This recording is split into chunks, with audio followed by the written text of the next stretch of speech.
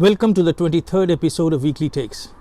Today is November the 7th and it is 4 days after the polling for the presidential elections, and we do not yet have a decisive result. Elections happen every 4 years. Leaders contest elections, and at all levels only one can win and the rest have to be declared as lost. As per norms, one has to gracefully accept the defeat and act sportingly as it is the will of the people whom you wanted to represent. In gracious acceptance lies the leadership qualities.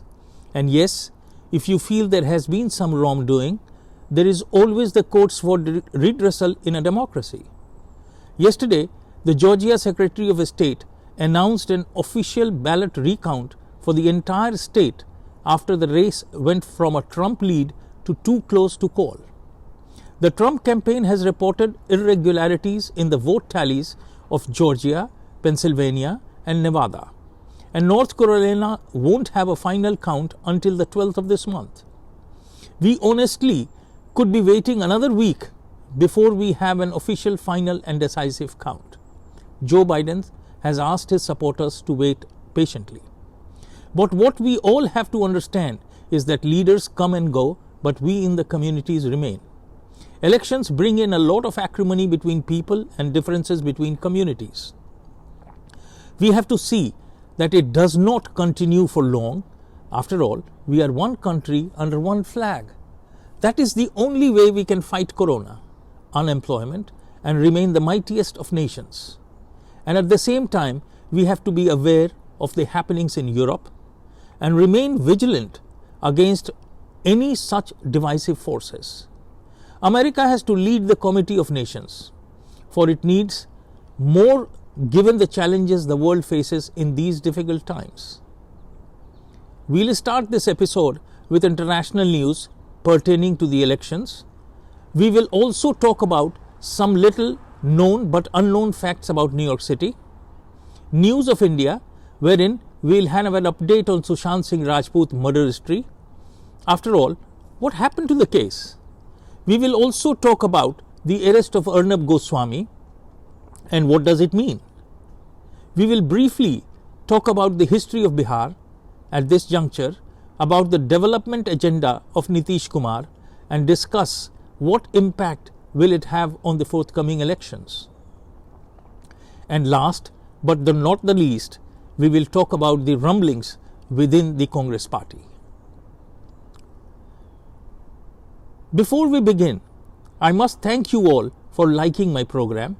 More and more people are subscribing, and those of you who have not till now, press the subscribe button and also the bell icon to get informed about the next episode at the earliest. The last episode was watched by more than 8,000 people. Namaste, Sat Sri Akal, Adab. This is Jagjit bringing you the weekly takes from New York today morning, when the mercury reads 12 degrees Celsius, a little warmer than it was last time.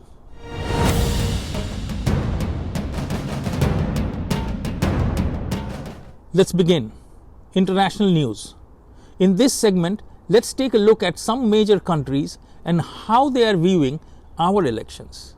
It is not only Americans who have a lot at stake in this year's presidential elections. Countries around the world are watching the race and trying to determine what the outcome will mean for them. For some, President Donald Trump has ushered in a new type of politics that they fully support. For others, a Joe Biden victory would be warmly welcomed. Let's see how these countries figure it out. China. While China-US relations hit a low under President Donald Trump, it is not certain that Beijing would automatically support Democratic Joe Biden. Under Trump, the world's two largest economies have plunged into a costly trade war.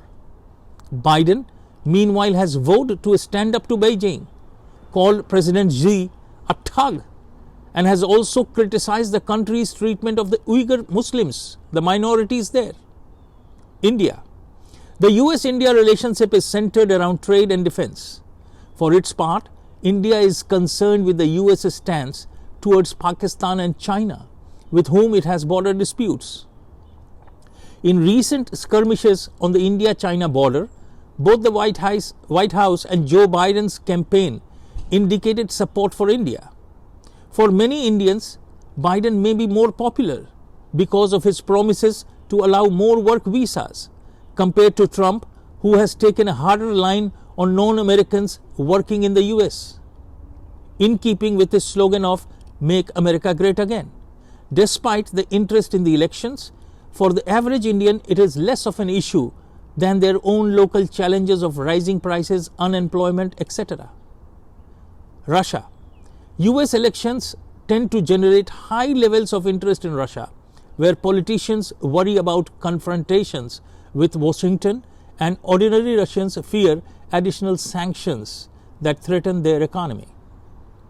Even though President Donald Trump's policies have not always aligned with Moscow's interests, most Russians see him as friendly to Russia.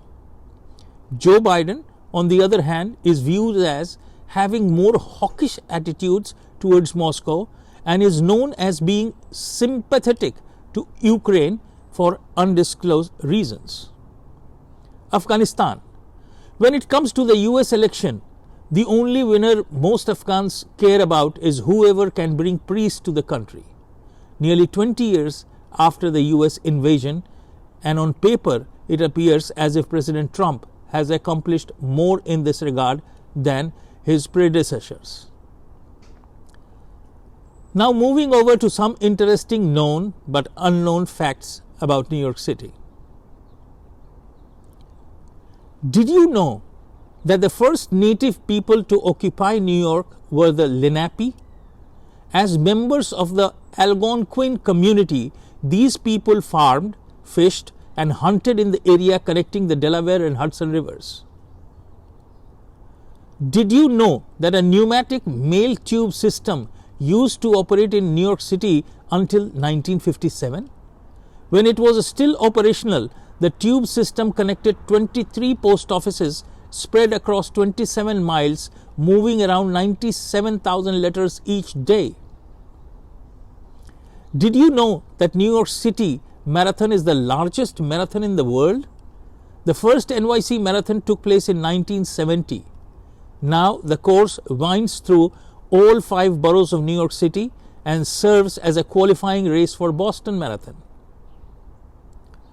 Did you know that the deepest subway stop in New York City is the 191st Street station at 180 feet below street level? And folks, here is a quiz for you all. Which is the highest subway stop in New York City?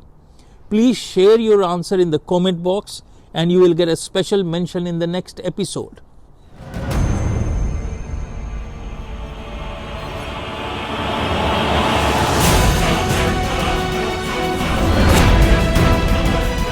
अब चले भारत की ओर। पहले update Bihar के लाल सुशांत सिंह राजपूत हत्याकांड का। Case शुरू हुआ enforcement directorate, narcotics control bureau और सीबीआई सब जुड़ी। केस में डाइवर्शन आया और फिर रिपब्लिक टीवी, जिसने सुशांत को न्याय दिलाने का बीड़ा उठाया था, उस पर महाराष्ट्र पुलिस ने केसेस की बौछार कर दी ताकि न्याय की आवाज दब जाए। फिर पिछले हफ्ते आया महाराष्ट्र के पूर्व मुख्यमंत्री का बयान कि सुशांत की हत्या हुई है और मौकाए वारदात पर एक तत्कालीन मंत्री भी मौजूद था। This has given a new twist to the whole case. और इसके बाद arrest of the biggest nationalist journalist of India, Arnab Goswami, from his house very early in the morning. A team of almost 30 policemen equipped with AK-47 rifles and led by an encounter specialist, an erstwhile suspended cop. The move was to terrorize Arnab and family as well as the Republic network. But can you intimidate 100 crore people? The arrest was made on a closed case which had no locus standi. And when a government starts doing such activities, it becomes clear, दाल में कुछ काला है. I do firmly believe now that Baby Penguin is pakka involved in Sushant Singh Rajput murder. A section of media is questioning Arnab's journalism. To them, my humble submission, अंगूर खट्टे हैं। ये खुश इस बात से हैं कि उन्हें रोटी दोबारा मिलने की उम्मीद बन गई, पर ये नहीं जानती कि इन घटनाओं ने अर्नब की पॉपुलैरिटी 100 गुना बढ़ा दी है। The guy is much ahead of the league and totally self-made and not through dalali of transfer posting which most of these journalists do. Before talking of ethics and morality, इन सबको अपने अंदर झांक कर देखना चाहिए, फर्क खुद समझ आ जाएगा। Protest marches in support of Arnab has happened all over India and I thank the Maharashtra government for one thing. It made the young India know what emergency is and was. The emergency-like situation which their parents had faced in 1979-75, they are knowing it now. And all these journalists need to understand as to how and why Arnab has caught the imagination of the Indian people. Can all of these combined together, these so-called journalists, think of protest marches all over India and the world happening spontaneously for any of them? Leave aside party cadres. Can any political leader other than Modi think of such a spontaneous protests nationwide? It is time to think for the other journalists. It's easy to criticize but difficult to catch the imagination of the masses which Arnab has done.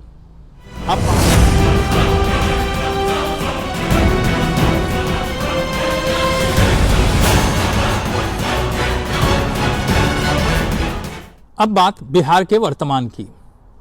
इस वर्ष का बिहार का चुनाव बड़े ही दिलचस्प और नए नेतृत्व के दस्तक के साथ शुरू हो रहा है।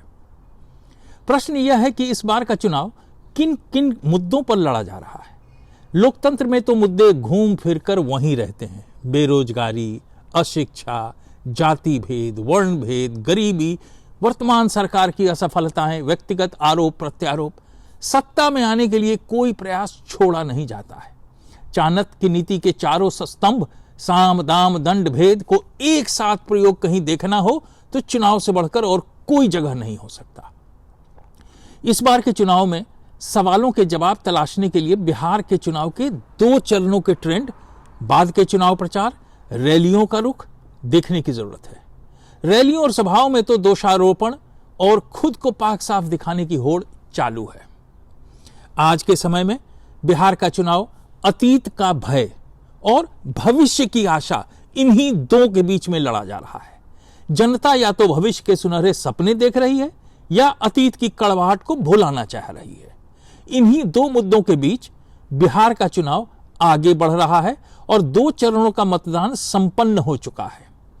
भविष्य के सुंदर सपनों की काल्पनिक दुनिया में वोटरों को जो जितनी सैर कराएगा वही सफल होगा। प्रचार के इसी टोन को नरेंद्र मोदी ने भी पकड़ा है, नीतीश कुमार ने भी और तेजस्वी यादव ने भी। इस बार के चुनाव में सीधे सीधे लालू का नाम तो नहीं लिया जा रहा है, पर हमला सीधा, कठोर और कटु होता जा रहा है। एनडीए का पूरा प्रचार इसी खौफ को दिखाकर किया जा रहा है, जिस अतीत के इतिहास का पता युवा वर्ग को कम है। एक वोटर वर्ग 2 युवराजों को सिरे से खारिज करने की कोशिश कर रहा है और एक वर्ग का मत यह भी है कि तेजस्वी यादव को सुना जाए और उन्हें मौका दिया जाए। पर जनता यह भी कह रही है कि अभी से ही तेजस्वी यादव के प्रचार भाषणों में विरोधाभास नजर आ रहा है। तेजस्वी ने पहले यह कहा कि उनकी सरकार बनते ही 10 लाख नौकरियां बेरोजगारों को दे दी जाएंगी, और कहीं पर यह भी कह रहे हैं कि जब कंपनियां आएंगी तभी नौकरियों की व्यवस्था हो सकती है। अभी नौकरियां पुलिस और स्वास्थ्य महकमे में जो रिक्त पद खाली है वही दी जाएंगी। मेरी समझ से यहां एनडीए चूक कर रही है। उसने अपनी सारी शक्ति सिर्फ एक खानदान की जड़ खोदने में लगा दी है, जबकि आज के युवाओं को नए नैरेटिव की तलाश है। वह अपनी मुश्किलों का स्थायी समाधान चाहता है। सुशासन छवि उसके सामने है, जबकि जंगल राज अब अतीत बन चुका है। सुशासन छवि भी कितनी कारगर होती है यह चुनाव के परिणाम ही बताएंगे।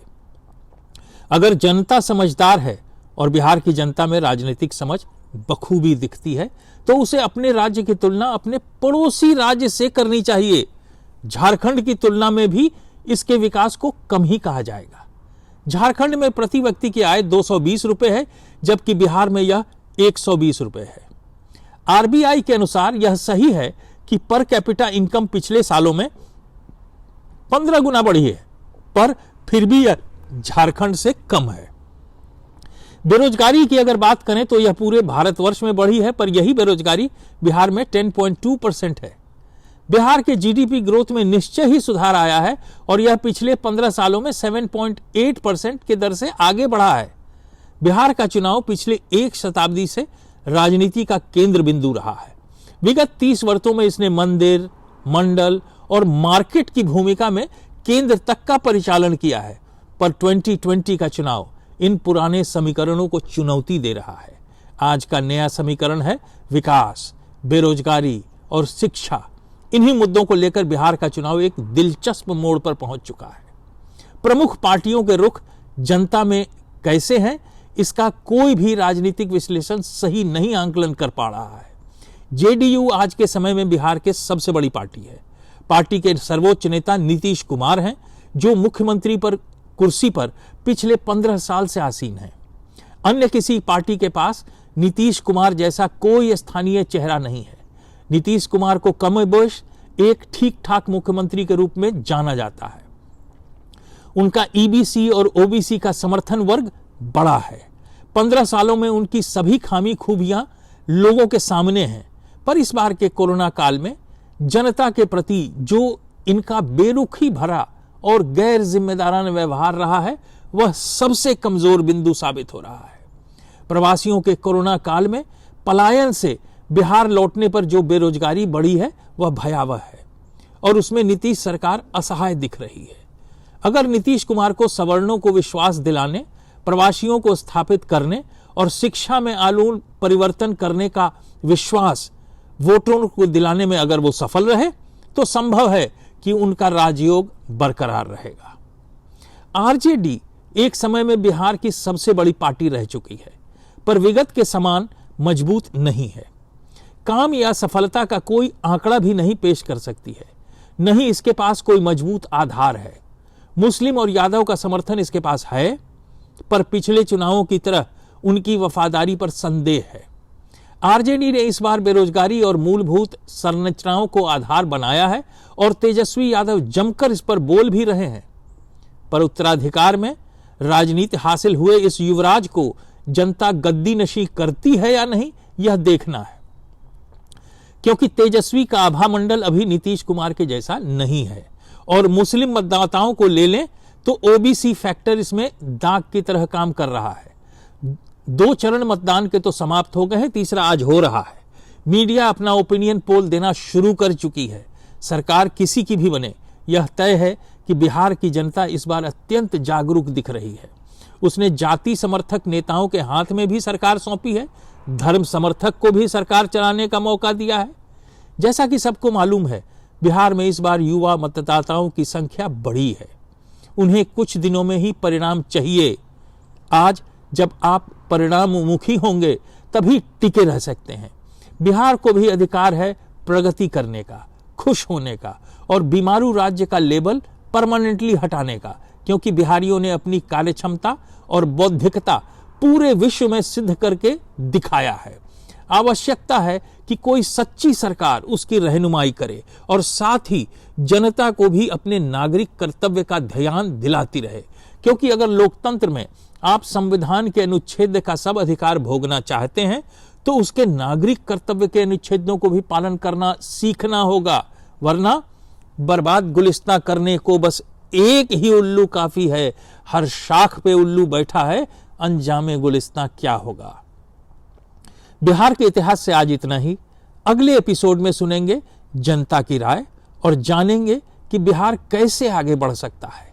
क्या नीतीश कुमार ये दिला पाएंगे और अपने आखिरी इनिंग्स में?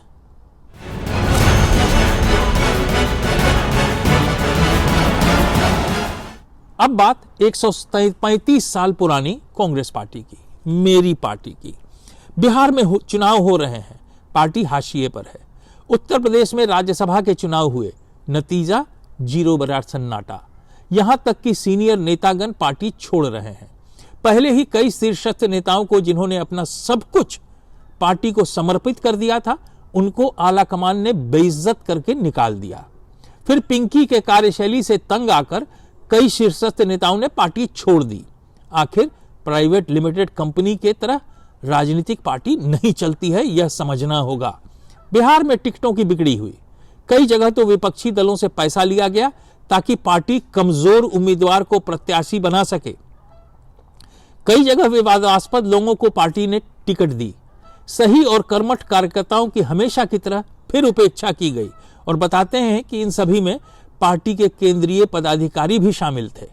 कुछ लोगों ने तो टेलीविजन चैनल्स को इस बाबत इंटरव्यू भी दिया है कि पैसे लिए गए और उनका टिकट नहीं दिया गया। सवाल यह उठता है कि अगर नेतृत्व ही कमजोर हो तो फसल कैसी होगी? क्या पप्पू को पता है कि बिहार में कितने जिले हैं? क्या वो हर जिले से 5 कार्यकर्ताओं को पहचान सकता है? क्या बिहार के विभिन्न जिलों की समस्याओं से वो अवगत है? क्या प्रदेश के पदाधिकारियों को पहचान सकता है? अगर सवालों का जवाब नहीं में है तो यही हालत का जिम्मेदार पप्पू है। आज के लिए इतना ही। अगले एपिसोड में हम चर्चा करेंगे बिहार के वर्तमान की, जनता के उम्मीद की, कांग्रेस पार्टी के आंतरिक कलह की, कांग्रेस पार्टी के भविष्य की, अमेरिकी चुनाव और भारत अमेरिका के रिश्ते की। कई और तथ्यों के साथ फिर आऊंगा और मिल बैठकर चर्चा करेंगे आपके अपने programme weekly takes from New York में। हाँ, अगर आपको प्रोग्राम अच्छा लगा तो लाइक करें, चैनल को सब्सक्राइब करें ताकि अगले एपिसोड की सूचना आपको पहले मिल सके। तब तक के लिए जय हिंद, जय भारत।